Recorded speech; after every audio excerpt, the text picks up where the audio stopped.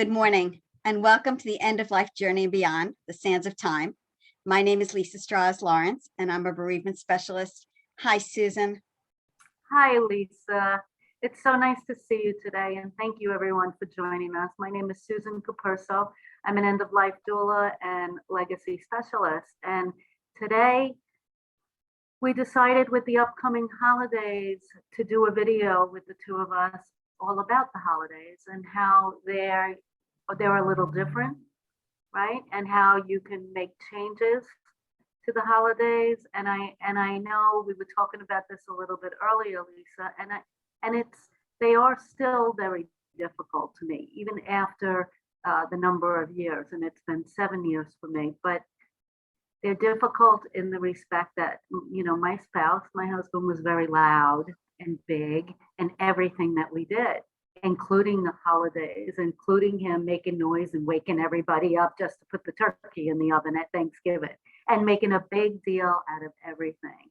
And now that he's not with us, with my two boys and I, things have gotten quiet. Things are different and they're just not the same. And I look for all the little pieces and nuances and how to make the changes along the way to help make them different, you know, but still a beautiful celebration. So I still have some struggles here because of the changes, and it's been so many years. So I'm so happy today, Lisa, because I know you just gave a recent workshop to a group in a was it a library or an organization? They are in a church, but they're non-sectarian. And right. it's called a Moving On group. It's called Moving On. And it's a group of individuals, the widowers. And they asked me to speak about bereavement during the holidays and how to celebrate the holidays, you know, dealing with the loss of, of your loved one. So, of course, everything we go through, and this can be a tough topic. It can be tough listening to, implementing, especially, you know, and even thinking about it over the next few months. It causes some kind of anxiety. But I heard the workshop was terrific and it went well. And I know you're going to talk about a little bit about something that occurred in your life first, and then maybe implement a little bit of the workshop with us. I have my piece of paper and pen handy here. Good. So we can all work on this together. If you can grab one now, that would be great. And I hope you enjoy the video today. Great. Thanks, Susan. I'm going to start with a story first so that everybody understands that we all understand that nothing is the same. And you can't make it the same, but you can still celebrate your loved one and you can still make something special. So here's the story for me.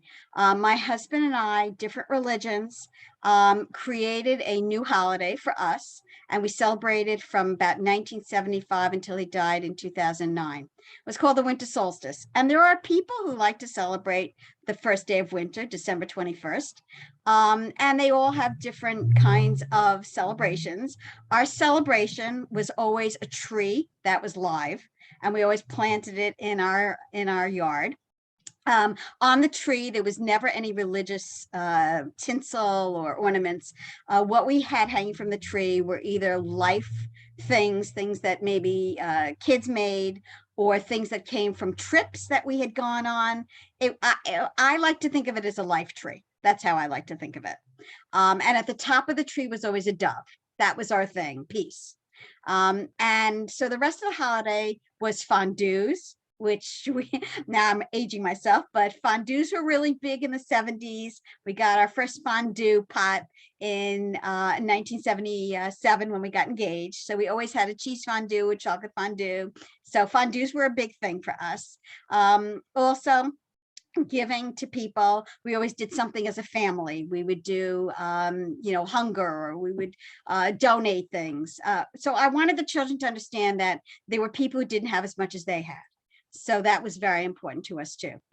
Family, friends, things like that. So the winter solstice was always a very special date for me. And we celebrated that, as I said, until he died. So the year that he died, I was in quite a quandary, as many people are. What do you do now? And that first year, I could not bring myself to have a winter solstice with the family. And I told my kids, who were adults by then, I'm not going to do this. And I am going to go by myself. And I went out to the East End to a place that was a spa place. And I stayed overnight, which was really a big deal for me because I hadn't really done something like that before. But I felt like I needed to nourish myself and find comfort in myself by myself. By the way, that's also a good recommendation to give people to do something like that for yourself, right? Yeah. So I did that. And it was wonderful. I swam and I had a massage and I had a facial, and it was really, really beautiful. And I had a room by the ocean. I'd asked for a room by the ocean. So it was a beautiful view. It was cold out, but it was just lovely. I had dinner in, and and so I again took care of myself. Now, just for everybody to know, I met my husband at Syracuse University. We had snow probably from like October through April. It was always snowing. It snowed even on my graduation, so it was always snowing. But our walks in the snow, our big thing was always a walk in the snow.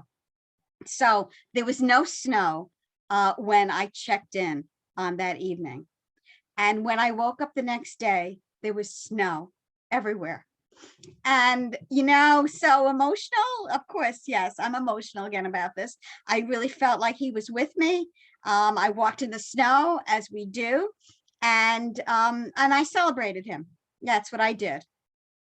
And as I told the group, tears are okay. Tears are the beautiful blessing of the love we shared and the love we had, and the recognition that he's no longer with me, but he's in my heart. So after I came back, I said, I need to create something that will still celebrate the winter solstice, because that's what I believe in and that's what we did. But let's create something that is a little different. And from that point on, from 2010 on, I have done a girls' night out with winter solstice. So of course, with COVID, it was girls' night in. We do Zoom. But I send every single one of my friends a little fondue mug, so that they can all make chocolate fondues during the COVID thing. When we were in person, of course, I had the cheese fondue and the chocolate fondue there. And it's grown because I meet new women and they become part of my life. And for that hour, we talk about celebrating the holidays, what we love about the holidays, what we remember, how we know each other, and we just celebrate friendship. And so winter solstice has evolved, and it's not the same. And I keep telling people, don't make something the same, because it can't be. But what you can make is something new and something beautiful. And so I'm so proud of what it's become. And I want to take people on this exercise, because I think that all of them can move from where it used to be to where they can create something new and something beautiful for themselves.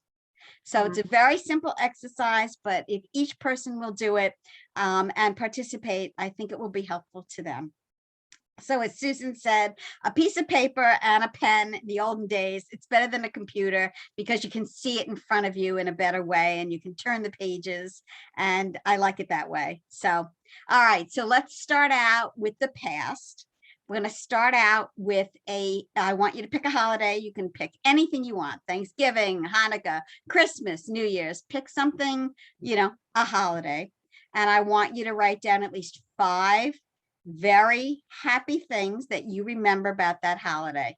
Enjoyable, nothing negative. People start talking about stress and everything. I'm not interested in that. I'm interested in you thinking about the beautiful, wonderful memories that you have about that particular holiday. So take a couple minutes and write down at least 5 special things that you remember.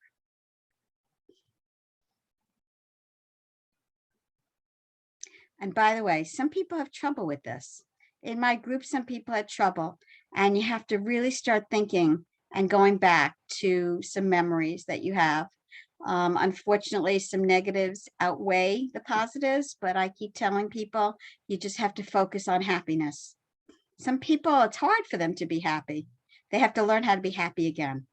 So I understand, but let's do our best to come up with the 5 things.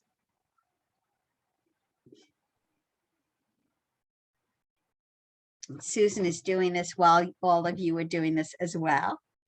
Yes, I am. And I got my 5 things. Beautiful. Now, as soon as you're ready, I need you to circle 2 of the things that stand out to you the most. And for me, I, of course, wrote down the, for me, it was Hanukkah growing up, but I wrote down family and I wrote down friends, and of course, people write down presents and they write down, traditional things. But anyway, so that was the holiday that I picked from there. So Susan, circle 2 things that are the most special in your mind and what you feel as the most, happy for you. Okay, and you're going to circle those. All right. Now I need you to turn the page, like you turn the page in your life. I need you to turn the page. And now I need you to focus on that same holiday, but now I need you to focus on you and your spouse and the things that you remember most about that holiday with your spouse. And I know it's difficult for people, but there are happy, wonderful things that you can remember that, again, 5 things that are most special and happy. Obviously I started talking about the winter solstice and and it was still friends and family, but it was the tree and it was the symbols that he and I created for that holiday.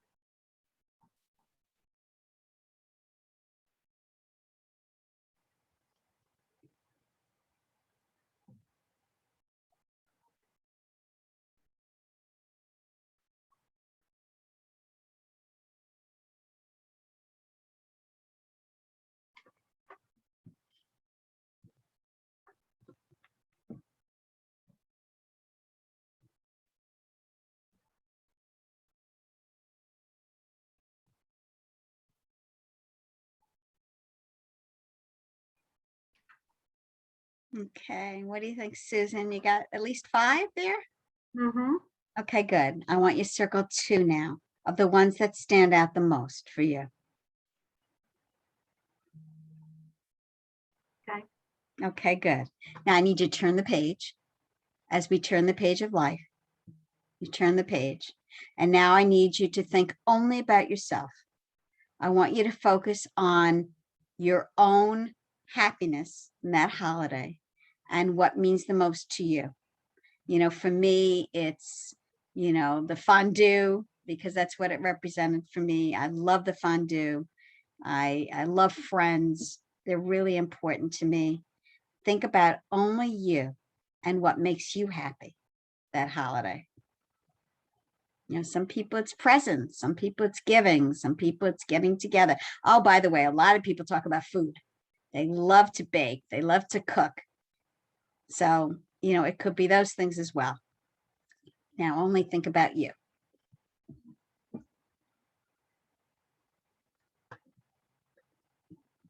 Try and come up with at least 5 things that make you happy.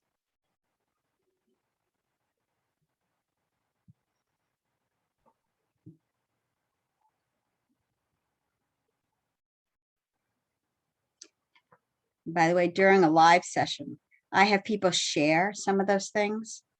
And it's nice because they think about what other people know and remember. And it's nice to share that with each other. It's a nice interactive way of getting to know each other as well.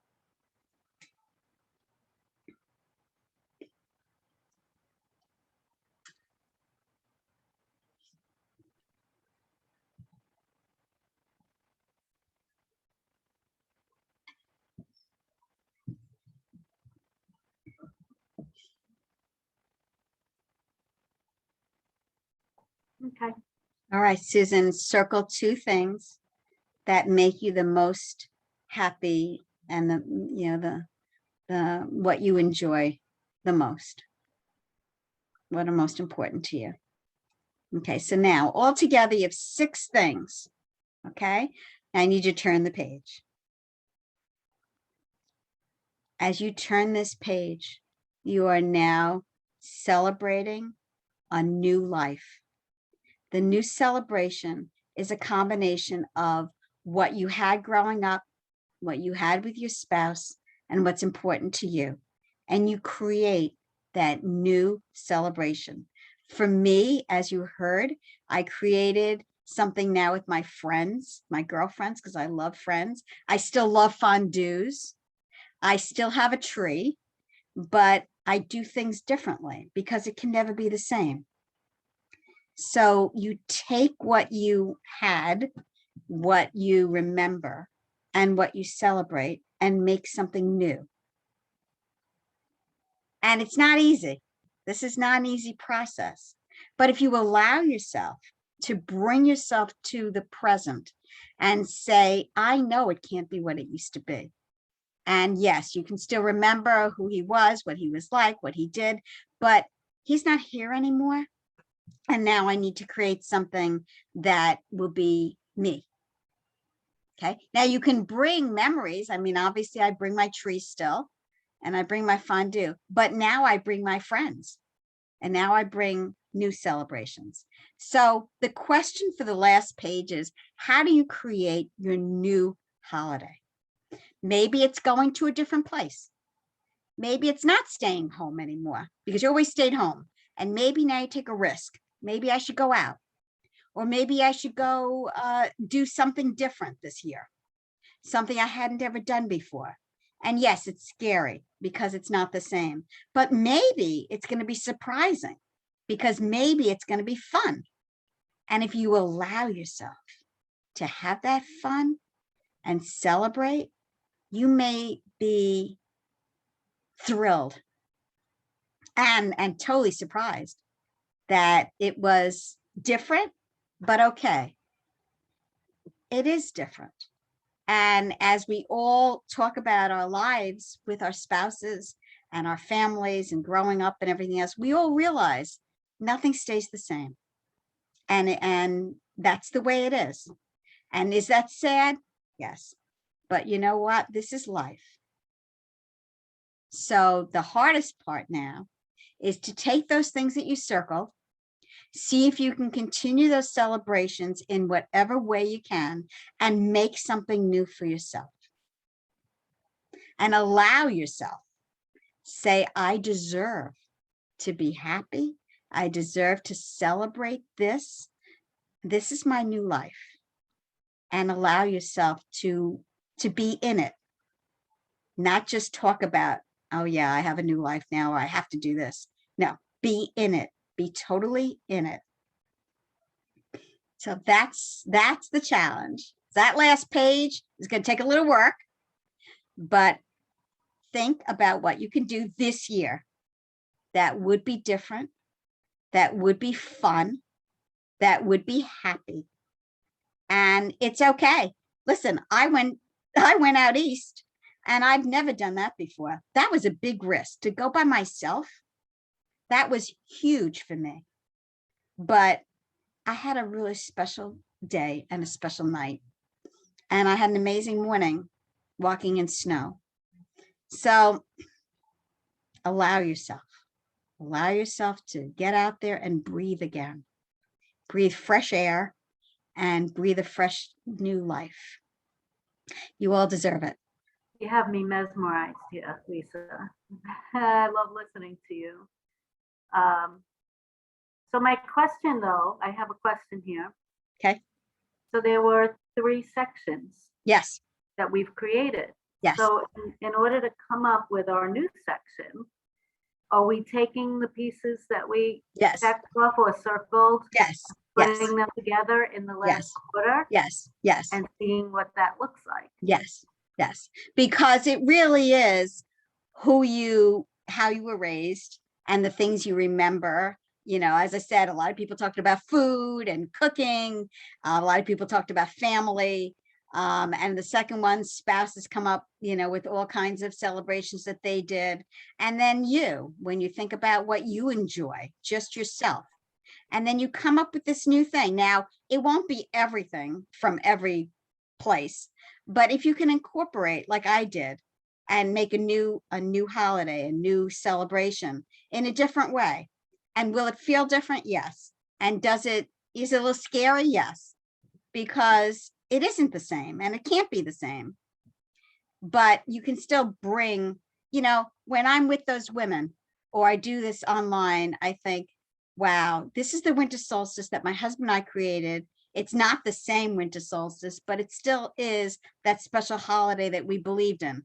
So he still is with me, even though I changed it up. And I'm still doing fondues from that fondue pot from 1977. And I'm still using that pot. So create something new, but use the things that made you happy and create something new from that. And it doesn't have to be completely new, but it would be helpful if it was something that you could identify with, that, because it's not the same. People make the mistake of believing that, okay, I just have to do the same thing and it'll be well, but that's not how it happens, because it makes them, I think, more mournful. And I think that they don't know how to move from that point. And the holidays are stressful because people put a lot of pressure on them. They don't have to be. You can make them into something else based on the things that you love and that you enjoy. And it does not have to be, oh God, how am I going to buy this? And what am I going to do this? And how, it doesn't have to be that way. It doesn't. Change it up, think differently, and start treating yourself to a new life, a new celebration. That's how I see the holidays. I see this, Lisa, also as a really good exercise for people to make the list of your favorite holidays, maybe, 4 or 5 of them, and maybe doing this exercise with each holiday. That's a great idea. See how you can move forward in each one and have a little design, a little blueprint on how I can incorporate the old, but incorporate something new as well. Yes, that's a great idea. But again, the pressure of a holiday and the pressure and all, I think what we need to do is get out of that and start thinking about, well, what do I enjoy? What gives me pleasure? And, the holiday craziness has got to be eliminated and replaced with just the happiness of being alive and of just life. And you may have done the things the same during a particular holiday, but what is this life? I mean, we're here for such a short amount of time, and our life here is comprised of different memories, different experiences along the way. And you might find that in incorporating a few different memories and a few different experiences, that, wow, you had a beautiful holiday when he was here, but wow, this one was really pretty beautiful and amazing too. And I think that's just really the circle of life, right? That's how I feel about the winter solstice. I love what it is now. It won't ever be what he and I had then, but I've incorporated the things that I really loved and that bring me happiness. And so, buying a little fondue pot for everybody during COVID and having all of us on Zoom having chocolate fondue is really lovely. And it's special. And it's not the same, and it's not going to be the same. And people who keep trying to make it the same are just going to continue to be sad and frustrated and lonely. Of course, and that's not what we want. That's not what you all deserve. Yeah, exactly. And one of the my favorite holiday is Thanksgiving. Okay. And one of the new things that I incorporated, and not because I did an exercise like this and I thought about it, it was because really of COVID. And when we couldn't get together and have that big family gathering. So it had been so long though that, you craved to get together with family members or friends. So what I did was my kids had bought me for Mother's Day that year a fire pit for outside for the first time. And we had all these chairs that go around the fire pit. And because I couldn't see anybody all that time, I was in the house alone, and we weren't going to have dinner together because it still wasn't quite right with COVID and eating together. So we decided that that family would eat home and do their thing. We would eat home and do our thing. But then after dinner, come 5, 6 o'clock when it got darker out, we built a huge fire out back and set up all the chairs. And I had a crock pot going all day long of the rum toddies, hot rum toddies. We're all older now. There's no little kids left, in the family. Yeah. And then actually had all the fixings around the fire for s'mores with tinfoil cut up and everything, so they could just make their own s'more and sit them on the sides of the fire.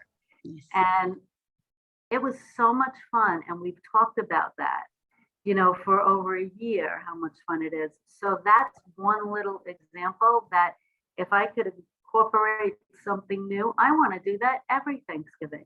Yep. With different family members, with different friends. Heck, maybe it'll end up being 40 or 50 people just come by the fire Thanksgiving night and let's have s'mores and hot rum toddies. Yeah. Yeah. But a little tradition that started because Yes. we couldn't help it, we had to, Yep. might now turn into a new way of Thanksgiving. Correct. So even if it is just my boys and I at the table one year, we can always look forward, well, who's coming tonight for the s'mores? Yes. And who's making the crock pot? And how many chairs do we need outside? And it can become a different experience. Beautiful. That's such a great example. That is just a great example, because you evolved into something else that becomes a celebration and that brings you happiness. And that's Right. That's what we're talking about here. So, And I hadn't intentionally planned it, but with your exercise now, I'm thinking that why can't you, on your new life, to do things that you love, why can't you put a fire Thanksgiving evening? sure. Or why can't you put a number of things? I don't know, a restaurant's open on Thanksgiving? I've never went to a restaurant. Yeah, I think so. I don't go out either, but yeah, I think so. They serve Thanksgiving So maybe dinners and stuff. we're Sure. gonna start going Sure. out on Thanksgiving with a group Absolutely. of people and make Absolutely. it different and different memories. Yep. And by being proactive with your experiences and then the memories that you make, it's, you're kind of pivoting in a different way, but you're building all the same memories and experiences that you Correct. had before, but in a little bit different way. And Correct. you need to look at it with positivity too. Yes, you do. Know Yes, you that do. this can be exciting. Might not Yes. feel like it the first one or two, but it can be exciting with maybe some new people and new projects and new Yep. things to bring in. Right? Yep. Yep. Yep. That's exactly right. So it's moving on, and it's not forgetting, who we had in our lives or anything, but it really is allowing ourselves to celebrate and to bring new memories for ourselves and new life for ourselves, which we all deserve. And, which we all should look towards. That should be our goal, right? Don't we all want to be happy? Don't we all deserve that? This was such an interesting exercise, Lisa, and I thank you so much because, even thinking back to what made the holiday special with my husband, like one of the things I loved, even though I was in charge of a lot of the side dishes and all, it was a major thing for him to get up and put the turkey on and clean it out and get it in the oven and make the pot of coffee. And he did that every year. He'd be making noise in here and making up a storm, and I'd still be in bed. But it was kind of fun for him to do that every year and for me to listen, as he did that every year. And then that would start out our day. So thinking on some of the things, I was able. No, I can't incorporate that anymore. Right. Well, maybe Sure. I can get my That son was to his make thing. turkey every morning. Sure. I don't know if I could do that. So that's one example that you can't bring forward Sure. into your new life. But, having those certain foods that he had to have that I said, why do we need to have all that? Well, he wanted a week's worth of leftovers. Yep. Yep. And we Yep. did go away one Thanksgiving of friends, and he'd complain the whole way home. You do realize now we're not going to have any leftovers in the refrigerator. Right. And I hear the voice, and I hear these things, and but things like, putting football on in the afternoon, or Sure. while we had breakfast, we're listening to March of the Wooden Soldiers on Thanksgiving morning because that was his thing, Sure. and the certain foods, and so you could bring some of that with you, and then Correct. some of the things that really, this kind of would be fun, that Correct. excite you. Correct. The mistake is to try and replicate because nothing is the same. And we That's all need to accept point. that. We all need to Yeah. accept that. And that's okay. And, is it sad? Yes, but this is life.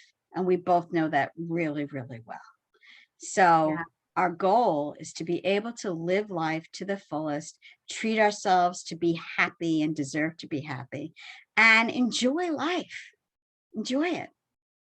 That's it. Because we know it's not guaranteed. That's It right. wasn't for the people that we love, and they were gone in an instant, right? That's right. From one day That's to right. the next. That's So right. life isn't promised to us tomorrow morning. That's right. That's right. We need to appreciate. Right? Yes. So I hope this is helpful. I'm glad you participated with this, Susan. Great examples, really good examples. And you and I still help other people as I did at the support group. I love working with groups and I love working with individuals. I consider myself a bereavement specialist because I understand that death is a part of life. Period. That's life. And I also want to throw it out there so that if you know of any kind of organization or any kind of facility or groups of people that maybe could take advantage of an exercise like this that Lisa offers. She has a number of different kinds of workshops to do exercises like this. And I got to tell you, I wasn't there when you did your last one. And I was sorry I wasn't there. But just even doing this right now during this video was very helpful for me. Good. Very Thank you. helpful. So I understand why so many people raved about it and enjoyed it. So Thank people you. can reach out to you for more information about these special workshops. Thank you, Right? Susan. And you and all the wonderful work that you do, especially in legacy work. Talk Yeah. about that, Susan. You do great work. That's one of the projects I've been concentrating on over the past year, and it's fulfilling to watch people tell their stories and remember things that they never thought they would remember, like what their bedroom looked like when they were 5 years old and why it was so special to them, and to see these feelings and emotions come up. So I've been doing these projects where I do the story of you, and we get together 4 weeks in a row, whether it's in person or on Zoom. Zoom's very easy these days. I've come to love Zoom. For up to 2 hours a session. And then I take all that audio, and I'm a writer by nature, and I create text as if you're writing the story. And I include it with photos and a hardcover book with pages that can't be ripped so that the books last for generations to come.